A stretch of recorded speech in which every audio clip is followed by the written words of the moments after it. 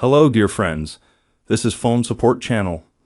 Before you start watching this video, please subscribe to the channel and give it a like. And also write your feedback in the comments if this video helps you, or if you have any questions. Thank you. In this video, I want to show and tell you how to delete your Facebook account in a couple seconds.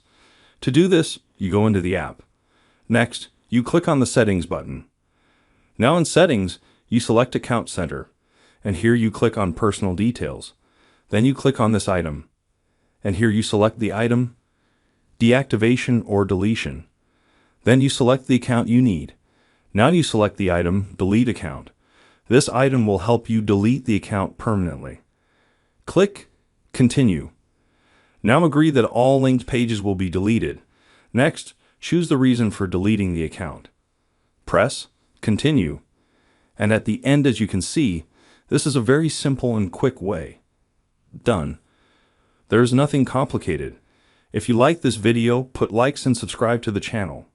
And also watch other useful videos on the channel. That was Phone Support. Bye bye. And also watch other useful videos on the channel. See you later.